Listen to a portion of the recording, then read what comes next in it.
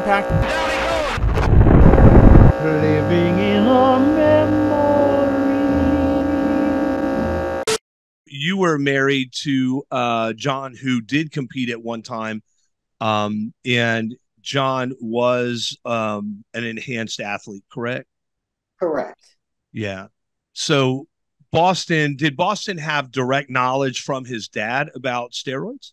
No, not really. In fact, we tried to keep it hush hush. It Really? wasn't really. He went to college, and somebody squealed about, your dad did a lot of drugs, and he used to sell drugs here in Walnut Creek because he went to DVC College over in Walnut Creek, Pleasanton, and people knew John there because we used to have a gym in Walnut Creek. He was shareholders with a guy named Steve O'Brien, and they kind of told people about Bostin's usage, Boston's dad's usage, and that's when he found out his dad, did more stuff. I tried to like hush it because monkey see, monkey do, Yeah. and the addictive personality was John had an addictive personality because he did the steroids and then he did the cocaine, and when the father did that, we didn't know what to do.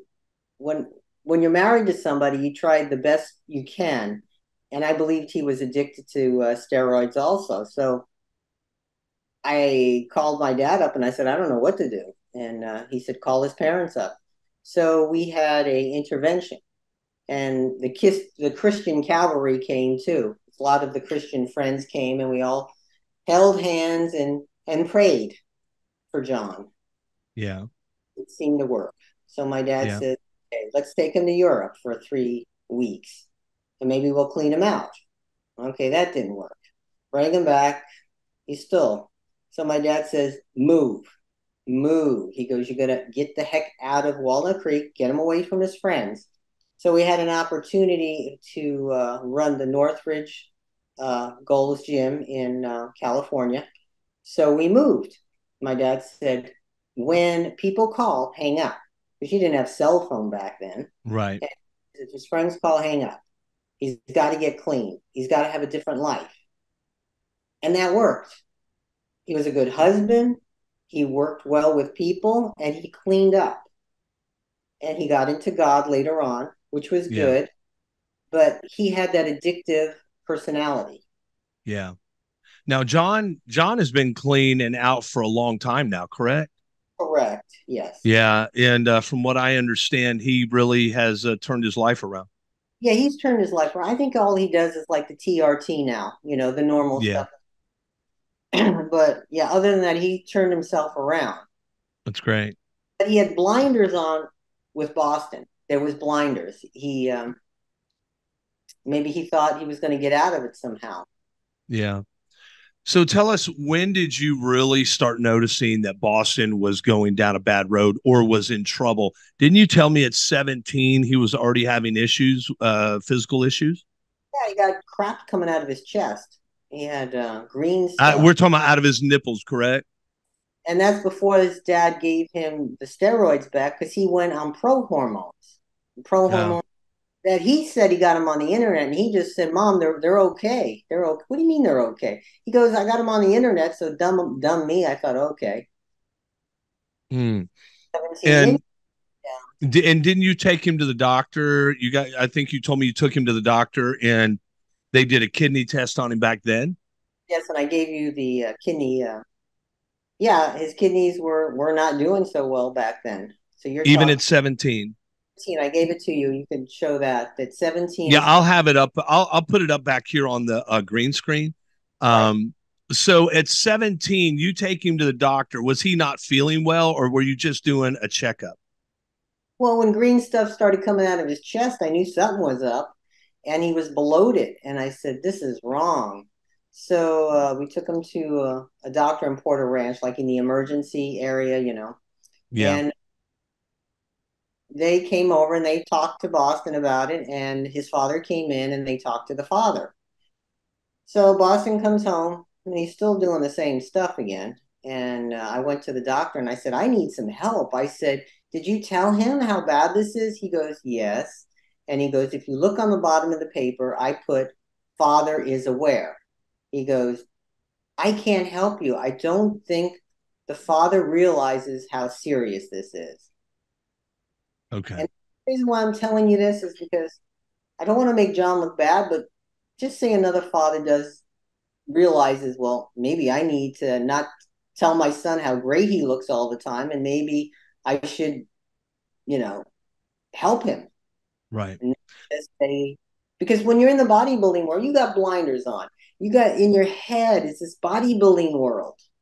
You know, my Yeah. son, and look how big he is. Oh, this is my son.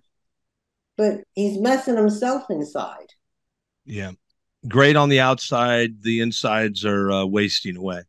Right. So Yeah.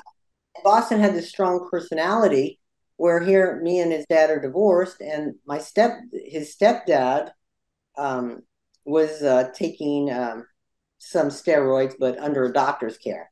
He didn't go anywhere else. He went to a guy named Gordon. So Dr. Gordon, and so he wasn't a big time steroid user. He power lifted a little bit, but he was really a banker who made money. Right. So your father is the person you look up to. You're genetically with. Yeah. His compulsive personality that the father had doing the steroids and the cocaine and whatever was handed down to my son, that obsessive compulsive personality. Yeah. Yeah. I think I told you while we were talking, there's a principle out there that says what the parents excuse in moderation, children will take to excess. And even if you don't know your father, and I told you about, I didn't know my dad. My dad was a Vietnam guy, and he came home from the Tet Offensive, sat up one night after he came back, screamed all night. Mom said he got a semi truck the next day, and he went on the road, and he's been on the road ever since. I met him in my late 20s or mid to late 20s for the first time, and my dad was obsessed with bodybuilding and my grandfather was obsessed with it. I knew neither one of them. And years later, found out that I had a half brother from my father, obviously not my mother, but found out that he was obsessed with bodybuilding as well. And he ended up having a lot of trouble because of the steroids, things of that nature. He got in a lot of legal trouble that way. But my father was actually funding his steroid addiction as well, and not in a good way at all. And I tell you, it was really sad. Good young man, but same as myself and a lot of other guys in the bodybuilding industry. Um, you have that addictive, that personality that's just hard driving all the time, and you become hyper focused and you lose all sense of everything else out there. And the only thing that's important is you. And the only thing that is important is your goals, your everyday, you become so hyper focused on you that again, nothing else matters. So talk us through just a little bit what happened um, as Bostin got older, you started to realize what was going on. How long did he live with you? When did he move out? And when did you really find out that he was heading in a way that you were really concerned about this could be life threatening? Okay. Now, Boston lived with me 95% of the time after the father and I split up when he was 6 years old. He was with me. Um, when he was doing the drugs, I knew something was up. So, 18, he went to college. Okay. So, he went over to Northern California to go to college, DVC College. So that's when he moved out the first time. But it wasn't like really moving out because I had a place in Northern California. He lived there and he was supposed to take care of the bills. I gave him money to live off, but he got into the drug world. And I think a lot of people told him about his dad. And I think that kind of rang a bell in his ear, hey, my dad did it. So he actually was selling drugs in Northern California, just like his father did. It's like monkey Yeah. see, he hears about what his dad did. So he stopped going to college.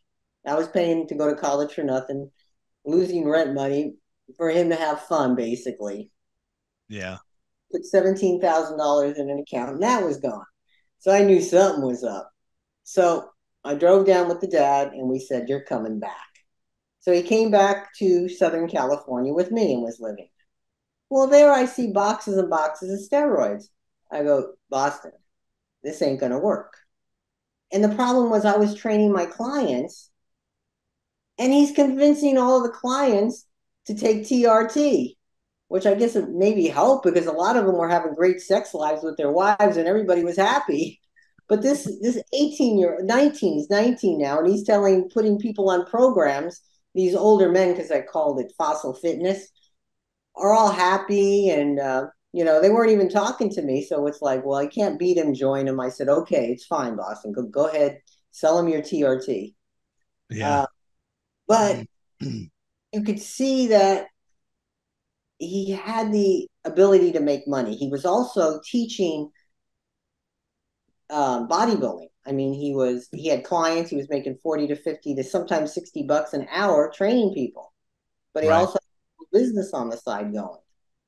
Mhm.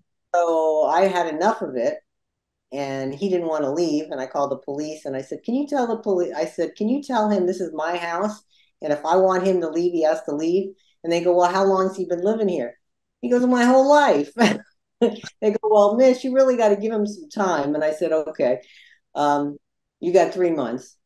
So he went back to Northern California and then started the business again. So he went back to, Northern, where he was going to college, Yeah. and again started the drugs. Now, are we talking about recreational drugs or are we just talking about selling steroids? Steroids. He did not believe in any of that kind of stuff. Only steroids. He ate good. He had a good diet, ate good, and it was the steroids. Yeah. So let me ask you, in his forgive me, hold on. Autopsy. So let me start again. So let me ask you, in his autopsy, did they find other drugs? Because I think there's a lot of people that wonder that. What all did they find drug wise in his body? Fedra and oxy, caffeine. So those were in his system. I think I gave you I think I gave it to you. So yes, he was taking oxy. He was injecting oxy, and Really? that's in the movie about he admits that he is injecting oxy because the pain. He has kidney failure and he wants to feel better. So what's the thing is now you're doing oxy, and a lot of people don't know in the bodybuilding world for dieting or to feeling good, you're doing oxy. Back when John when it was cocaine and meth. Yeah. Yeah. So So recreational drugs are just about as big in bodybuilding as steroids. I know that we were invited to many different parties that we never went to, um, where there was a lot of different drugs, a lot of different recreational drugs, and we just weren't into that. Even though especially me taking a lot of steroids, I wouldn't take the other drugs because they weren't healthy. you know, and then here I am loaded out on as many steroids as you can possibly imagine, but I wouldn't take recreational drugs because they're not healthy. I mean, but on the other hand, with Boston, one of the things that struck me the first time I met him, I was actually, I think I told you, I met him and I had conversed a few times. And we had talked on the internet. And I was at I believe it was the USA, or what was it? It was the North Americans. We were at the North Americans, and I was walking backstage and I saw Boston. The only way I recognized him was his face because I had no idea he was so tall. yeah, And I mean, I was just like, I looked at him because I'm only 5'8", and he recognized me. I recognized him, and I looked at him, and he goes, "Dude, I had no idea you were that big." I said, "Boston, I told you I'm 300 plus pounds." I said, "But I had no idea you were that tall." He was so much taller than I thought. I mean, he was what, 6'1"? 6'2". 6'2", yeah, 6'2". And I just remember seeing him. Anybody that's over 5'10" to me is tall. So I remember looking up at him and I was like, this guy, I mean, I just had no idea. But the one thing that struck me when I actually talked with him was how nice he was. I mean, honestly, and I'm not saying that to make you feel better or to come across in a way that is untruthful, but I was actually surprised at just how nice he was. I always said Rich Piana was a caricature of Rich Piana. That's who Rich Piana was. But Bostin seemed like a lot of what he did online was he brought a personality that was like a WWE type guy, a wrestler type dude. And that was where he just kind of shined, and people were attracted to that. And he realized that early on. And he was like, this is my shtick, so to speak. And I'm the contrarian in bodybuilding. And he just kind of took that and ran with it, which I was shocked at when I actually met him, because I was expecting this guy to be like, sticking his tongue out and all that stuff, but he wasn't that at all. He was quiet, soft spoken, and he was just one of the nicest people that I had met. And so it really surprised me. Well, the funny thing about him and Rich Piana, because Rich Piana used to train at our gym. Okay. And Rich knew Bostin when he was in diapers. I mean, Oh, wow. Boston all over from the out of the daycare, and Rich knew him. And then when they got in that big old argument, Rich and Bostin, because they used to be really good friends and they did videos together, he Yeah. actually helped Bostin out. And next thing I know, they're at each other's throats. And I said, Bostin, you have got to leave Rich alone. I said, he knew you in diapers. Leave him alone. I said, he really liked you. Oh my goodness. Now, let me ask you this: did Bostin ever talk to you about his synthol use? Well, when all of a sudden his arms started getting bigger, he talked a little bit about it. I kind of like, he knew that I wouldn't want to hear this stuff because I was always telling him not to do it. I Yeah, mean, times because I live in Florida. So if you take it all the way to the last 6 years, I came out here to be with him. And then I'd see him blow up. I'd see him get small. And I'd say, Bostin, this is crazy. What the heck are you doing? I was against it. So he knew not to talk too much about it. I mean, yeah. he was a big one time. I said, Bostin, you're going to break my chair when you sit on it. Sure enough, 10 minutes later, he sat in my chair and it broke. I can't talk too much because I've broken a few of my family's chairs. So I think every big guy has probably broken a few chairs, and it's interesting because we went on vacation, and I'm a lot lighter than I used to be. I used to be well over 300 pounds, and so I'm only 240 now. So we went on vacation, and we went down to Florida, and we were in Destin, and we were up on this nice place right on the beach, and they had these nice chairs out on the deck out there, and we're, I don't know, 6 floors up. And so I go out there to sit down, I sit in the chair, and all of a sudden I'm just crashed to the ground, and I'm like, oh my gosh, I just broke these people's chairs. You would think I had learned my lesson, and dumb old me forgot that I had just broken this chair the day before, and I sat in the other chair and broke it out on the porch. So I feel for Bostin right there, because I've broken quite a few chairs in my time. So now let's move on real quickly. You moved back out to California, is that correct? To be So with Bostin? I'm in Florida. I lived in California. Bostin moved out to Florida to with Ariella, his Okay. fiance, and they got a place out here. I was still in California running my business in LA. And he called me up and he said, well, Ariella's going to have a baby and I want you out here. So I said, okay. And then he was looking for houses for me. And he goes, you're never going to come out here. And I said, okay. I put a for sale sign up. My house sold in 1 hour. Oh, And wow. down here in 3 weeks and moved across. He lives exactly like across from me on the golf course. So I saw him every day. Every Sunday was Sunday with the dogs, but every day I babysat Jackson. and it was a very good family. He was a very good son. He cared Yeah. about he cared about his friends. He loved his wife and he loved his child. He was a Yeah. caretaker. As a young kid, he cared about his friends. And as a young kid, he cared about animals.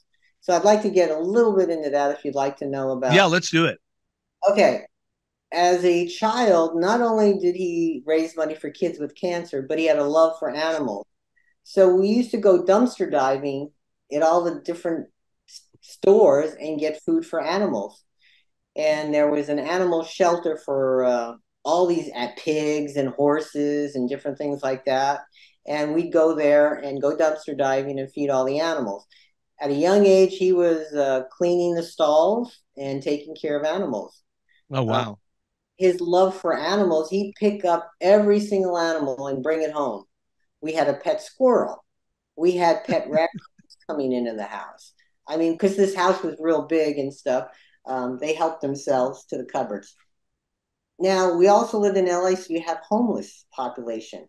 If he Right. saw a homeless person, he'd bring him food, and he'd say, "Well, if you need any food, you see where it says Fossil Fitness? Just knock on the door. My mom will take care of you." I was and so his heart was just as good as gold. Yeah. Uh, every animal from a snake to a bird was at our house. And Hmm. even his friends. We had the kid, Billy, who lived in Compton, that stayed with us. Any Yeah. kid had problems, he'd call me up and say, "Mom, can this person stay with us? They're not doing too good at home." Next thing I know, it's like we had a house full of kids, and they were all his friends.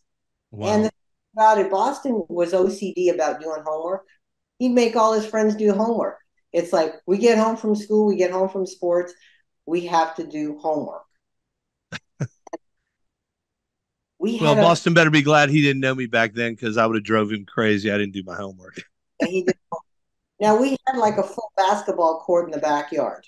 So you're talking friends up the yin yang having games and swimming in the huge pool, lap pool. And it was a fun life that Boston was gifted that he had these things, but he shared everything. He shared Yeah. his toys, he shared everything he had. Hmm. Let's fast forward a little bit. Um, you're back in California. Boston's had a baby. When did you know? Florida, he had a baby. Oh, okay. My apologies. Okay. So let me make sure I have the timeline right. So you were living in California or in Florida. They Right. were still in California. No, they were here. I moved to Florida for them. Okay. Okay. So my apologies. You were in California. They were in Florida. Right. He moved to Florida. I'm only here 6 years. Okay. So, and then, so you moved to Florida for them. Right. Uh, and when did you find out Boston was in trouble as far as with his health? I'm talking about real trouble now. Kidneys, whatever you found out going on. When did you find that out and what did you do? Well, it was last year before he died, and I said, "You need insurance," and he said, "I'm not getting insurance. I'm just gonna, do my own thing." So I got him insurance right away. So I said, Why did you get him insurance? You found out he was having kidney issues? "Yes," and he wasn't listening. He was listening to the gurus online. He was self-medicating himself with stem cell research and different things like that he was getting from other people. So I said, "You need help. You need to be on dialysis." He goes, "Well, I'll get it free." I said, "No, you'll have to pay for it. I'll get the best insurance for you, and I'll go with you to the doctor." Well, I go with him to the doctor, and the problem is these doctors look like skinny pieces of bacon who looked horrible. And Boston would sit down, and Boston's very intellectual, and he'd be combating them, and he wasn't listening to them. He spoke their language, the medical terms. In fact, most of them asked him if he was a doctor, and he was, and he said, "No, I just have a good medical background." So they tell him certain things that he would listen to, but he was addicted. He kept going back to the drugs. So one doctor told Boston, if you stop everything right now, you may or may not be able to get your kidneys back. But just try, get off of everything, and you'll will be able to live. I was right there when he said it. So Boston's blood tests didn't get better. And I guess if once your kidneys are done, they're done. Yeah. He basically said 3 weeks before he died, he said, fuck the doctors. I'm going to do what I want. And he just started shooting himself up. He blew up to like maybe 25 pounds more. Mm. And So had he already been off of steroids for a while at that point? he went off for a little while, but off for him is what? He's still taking TRT and he's still taking that drug melatonin to make your skin darker, which hurts your Yeah. kidneys also. A lot of bodybuilders don't realize that hurts your kidneys, melatonin. Yeah. Yeah. Melanotan is really bad for your kidneys. He was using another peptide as well that, from what I understand, that was a fat burning peptide. Is that correct? That he was injecting in his lower back? Exactly. And that was like 2 years before he passed, or two and a half, maybe three. He injected that in his kidneys. And I remember him coming here and he was like, he got heavier for this experiment and then he lost weight. So he used himself as a guinea pig for people who wanted to lose weight quick. So not only Hmm. did it zonk your fat cells, but it killed your kidneys. And it shows that medically that in mice that it killed their kidneys. But he thought maybe there would be some way because some of them were able to regenerate their kidneys back. But Hmm. he yeah, he used a bad drug. Can you imagine how many other people would have used this drug if he didn't come out and tell people about it? Hmm. Yeah. Do you remember the name of that drug? No, I do have it in the movie. It was a long name. So he was using a peptide that he was injecting into his lower back called FTTP adipotide, right? And that was killing his kidneys. Correct. Yeah. Tell me about that. Did he talk to you about that at all? I mean, that's a pretty gutsy move, pretty that's a move that, man, I don't know that I would even try, but what was he doing that for? Well, he used himself as a guinea pig, and he didn't tell people to do what he was doing. He would try out different drugs and tell people which ones were good and which ones when they weren't. But this one, he probably saved some lives killing himself on this because other people would have went crazy with this.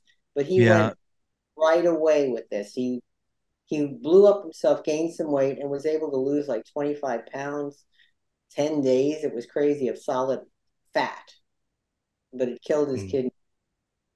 Yeah, he It was using 5 milligrams a day. They were saying that way too much. yeah, Way. way too much. That's like 5 times more than what they're supposed to be taking anyway. But Even though you shouldn't be taking it at all. right, there's no rhyme or reason of these peptides. They just figure it out themselves.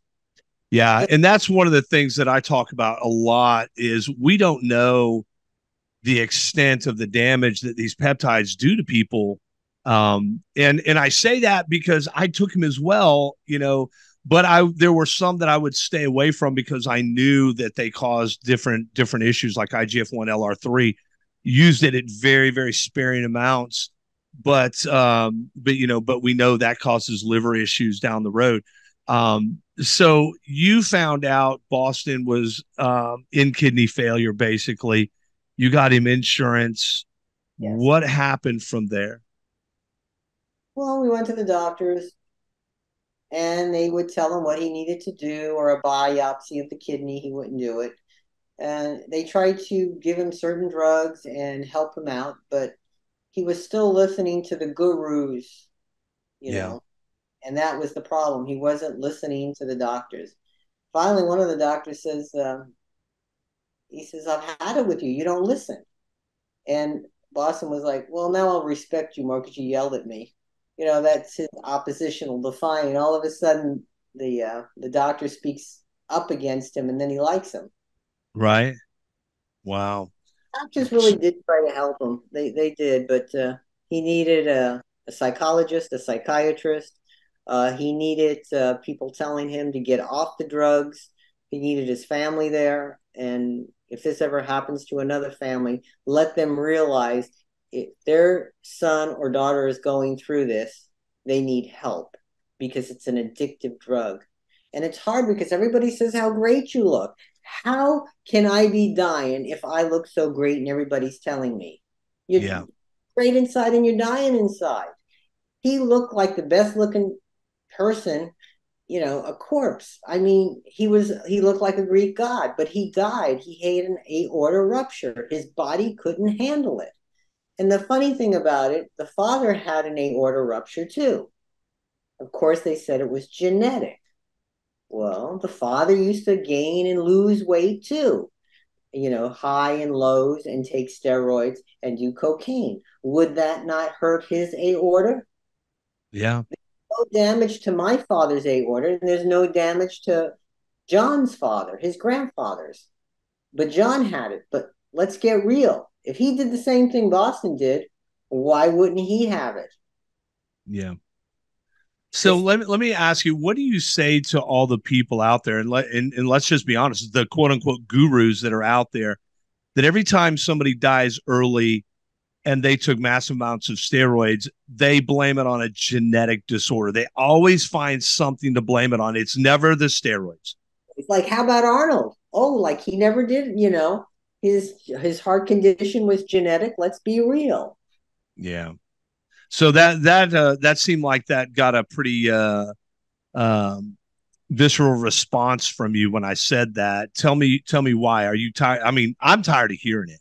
But because the father did not want people to think it was steroids and it was an aorta rupture because it was genetic, I was So like, I I'm like Boston, you tell it all. Everybody has to know the truth. And that's what this movie is about, the truth. yeah. So I'm going to ask you straight out. Did Bostin Loyd die from steroid use? Yes. Yeah. Out a death. So, yeah. So Not all just the steroids. people that my apologies, go ahead. What's that? Let's talk about the oxy he was taking. Oxy is pretty damaging. So you're taking steroids. Now your whole body is worn out. Of course it was steroids too. I mean, his heart was twice the weight. His kidneys was twice the weight. Yeah.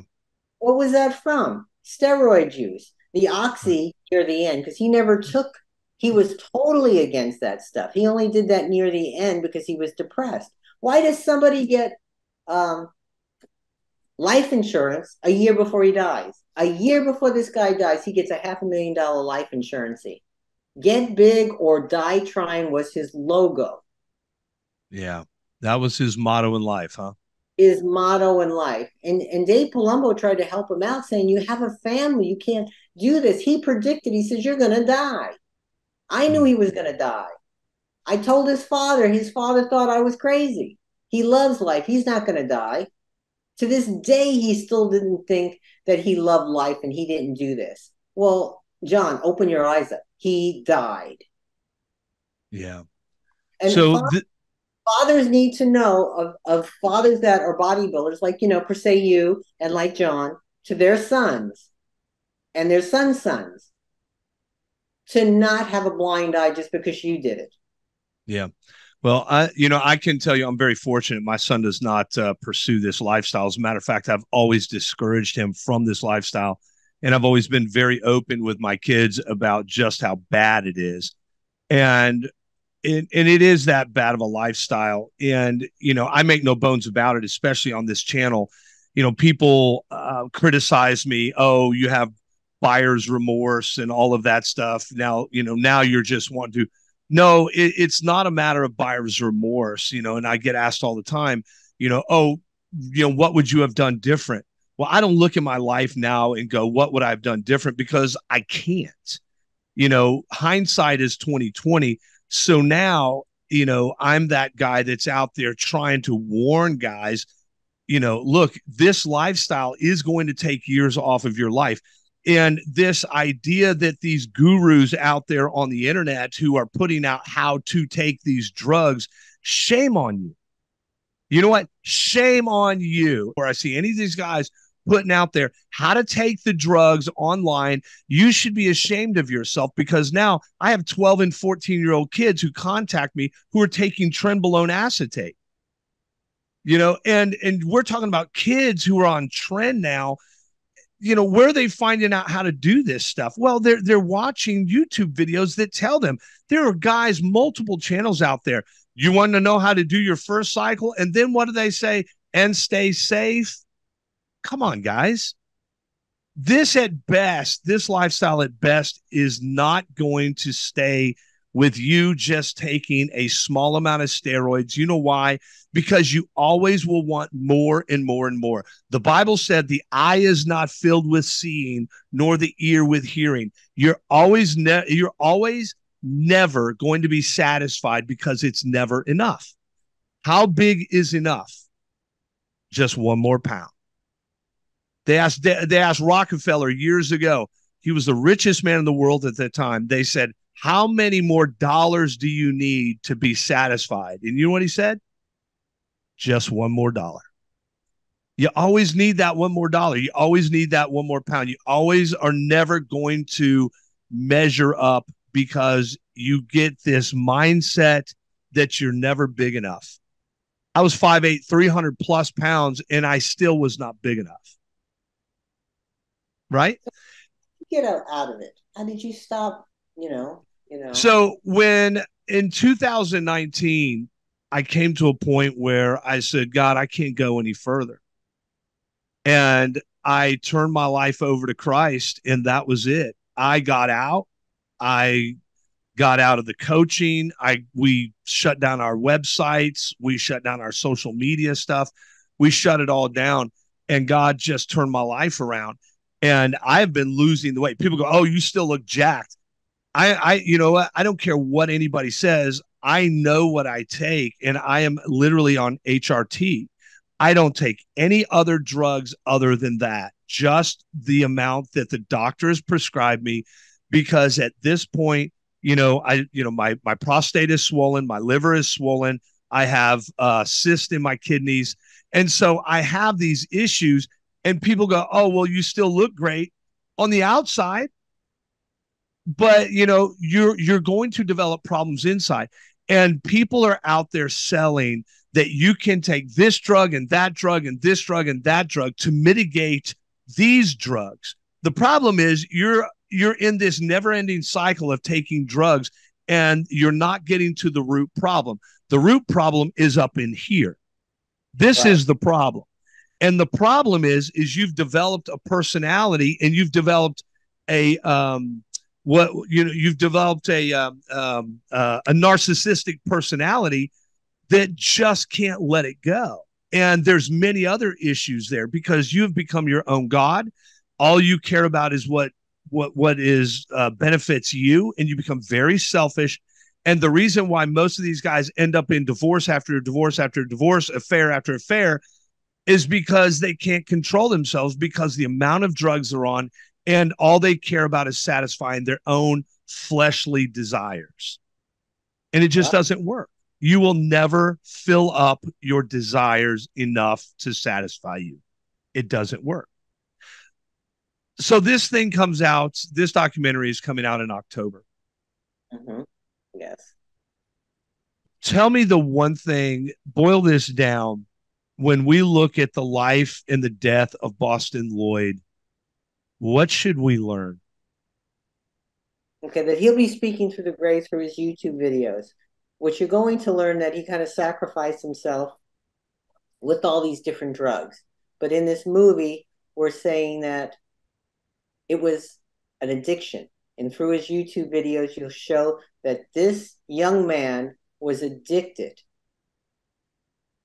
And that's the whole thing, that I do want to go to Congress to make steroids an addictive drug. So hopefully that will come out, the knowledge of how steroids are addictive. Yeah.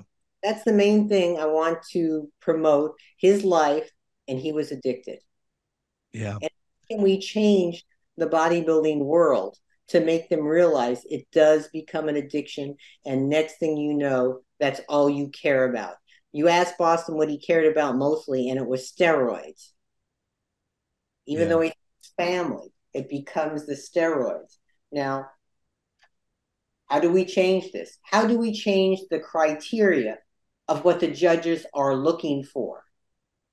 We've got to change the sport of bodybuilding so that people don't get addicted, that people are getting monitored. If they're going to do the drug, it's very hard to take steroids totally out of bodybuilding. That would be, I think, impossible.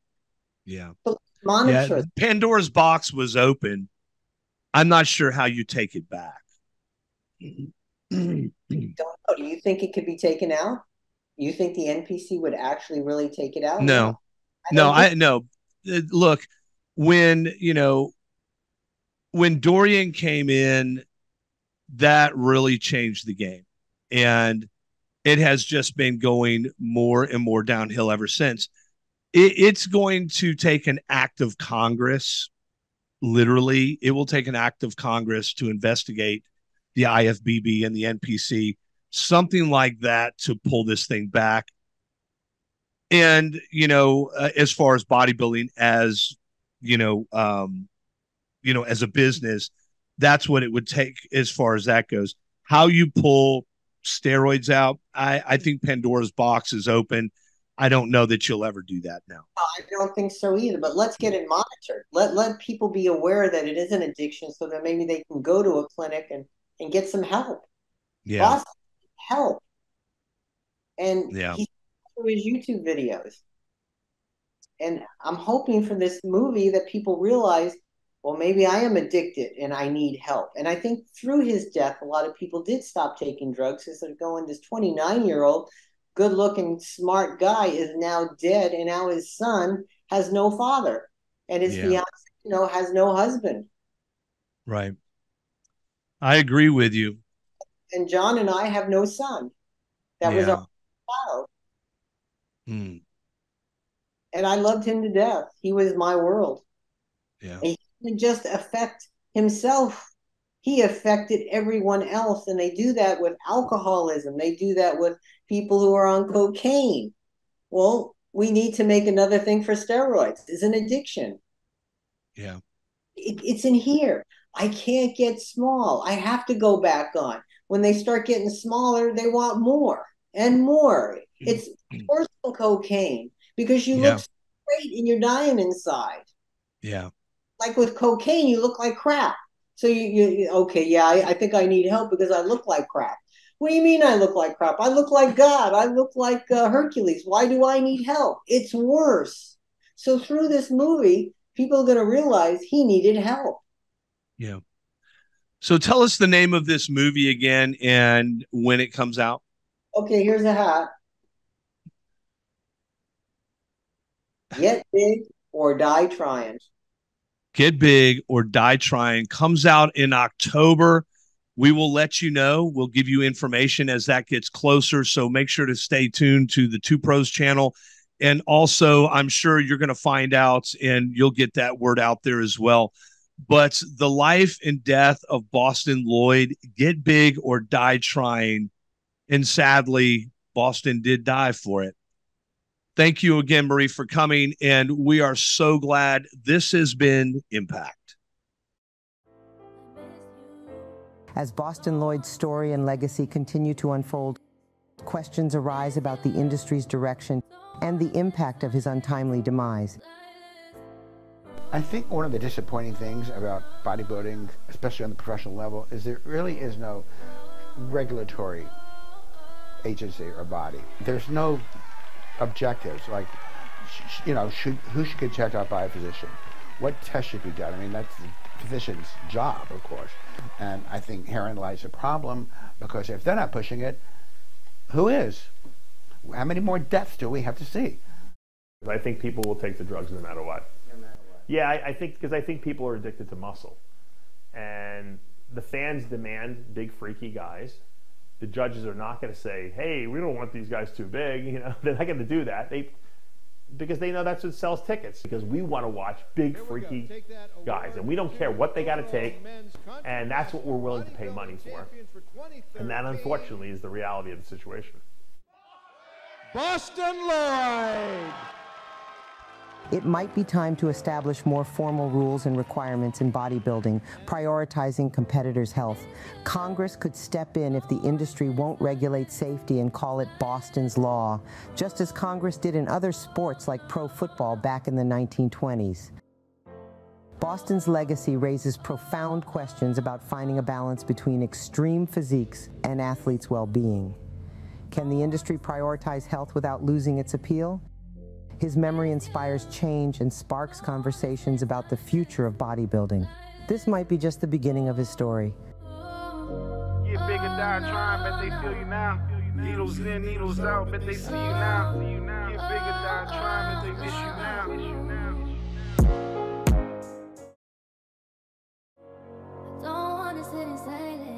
Bostin Loyd. I miss you. Oh no, no. Get bigger, die trying. Oh, oh, oh, no. Get bigger, die. I miss you. I don't wanna sit in silence. Bostin Loyd. I miss you. Don't wanna sit in silence. No silence. Oh, oh, no, no. Get bigger, die trying. Get bigger, die. Dear Boston, looking back on your life, it was awesome. Still unbelievable just to say that we lost you. Looking at your mom and dad, they can't believe you gone. I bet Jackson like, when is daddy coming home? And your fiance strong, imagine feeling all alone. Every day she asking God, why'd you have to go? Now you live through us, and legends never die. Always looking at your pictures, trying not to cry. I know you smiling down from heaven, hope we make you proud. Even through your hard times, never wore a frown. Life is so amazing, you just gotta smile. You've been changing people's lives since you was a child. Yeah, it's been a while. Get bigger, die trying, bet they feel you now.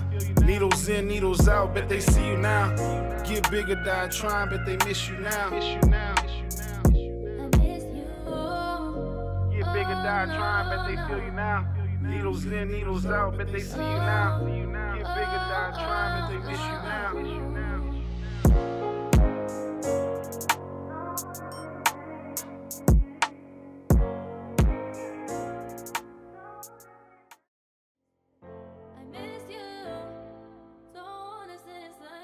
Boston's death was not unique among bodybuilders.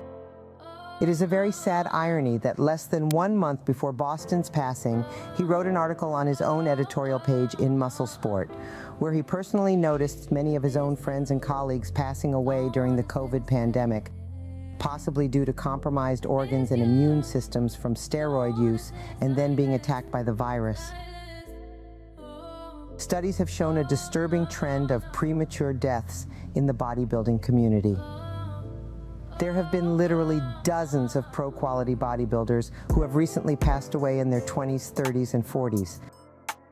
Boston was always talking about people who were going to die in the sport, like the people were doing irresponsible things, and this guy's going to die, and that one died, and this one died because of this, and this one died of that, which was I always found interesting because he never really included himself in the list of people that potentially could die. And he was very accurate, unfortunately, about people who did die. And I don't want to mention names because I don't want to upset anyone, but there are a lot of people in our industry who did pass and that Boston predicted they would. A lot of people out there want you to think that steroids are not the problem. And maybe I can't say this steroid caused this person's death. It's the cumulative effect of stacking various steroids on the individual's heart, kidney, their hematologic or their blood counts and so forth. So I think it's a cumulative effect over a period of several years. This is the problem with the whole bodybuilding world too, is that you get into kind of like the process addictions. A lot of people want to touch that body and be with that body, and there's all kinds of opportunities to get involved in cross-addicting to sex addiction or something like that. So it becomes a lifestyle that was meant to be healthy to begin with, but for some people it becomes their downfall. People are dying right now, and unless they change the criteria of what is going on in bodybuilding, more and more people are going to die, just like my son. The bodybuilding world needs to change. The judges need to change the criteria of what bodybuilding is, and if they don't, there will be more and more people dying. So, you know, it is an addiction. People do get dependent on it. It affects their minds, their thoughts, how they feel, and how they act and behave, and it takes away some of the most precious lives that we've ever met, way before their time. I do think Bostin's death was sort of a wake-up call for some people in the bodybuilding community. Of course, we have other people that have died, but he was definitely the poster child for, you know, what can happen, what can go wrong, abusing PEDs. And I think for a lot of people, it was a slap in the face about, hey, you know, you better look after your health because this could happen to you too. Get bigger, die trying, bet they feel you now. Needles in, needles out, bet they see you now. Get bigger, die trying, bet they miss you now.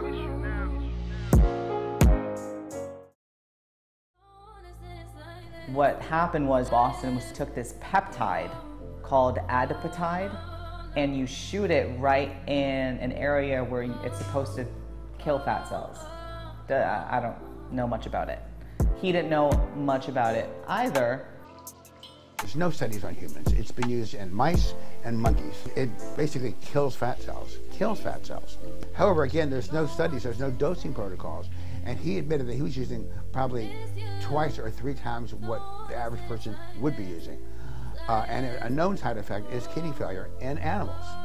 Bostin also flirted with another dangerous substance used by a growing number of bodybuilders, which is a lab-made chemical called melanotan. Using an unregulated product that hasn't been properly tested could be extremely detrimental to a user's health. There's no dosing studies online. I actually talked to a peptide expert the other day on this, and a guy who studies peptides, and he doesn't even know. He goes, dude, there's no research done on it. There's no dosing protocol. You're basically shooting yourself in the foot guessing on this stuff.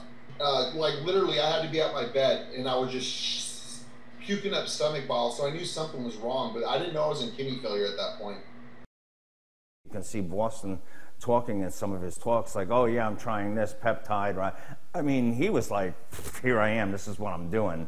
That also can be an argument from a professional perspective as a psychologist. I would say, well, he's becoming so blinded in his own addiction at this point that he will be open and honest enough to say, I'm doing this, but yet the people that are interviewing him are laughing, going, oh man, Bostin, you just pushed the edge of the envelope and went way past it. This was one of the things that he wanted to take and kind of experiment with. And he was pinning it in his lower back, so like right near there. And shortly after that was when he started to get really sick, and he was taking a way higher dose than he should have, like way higher dose than he should have. And it basically killed his kidneys. Get bigger, die trying, bet they feel you now. Needles in, needles out, bet they see you now. Get bigger, die trying, bet they miss you now.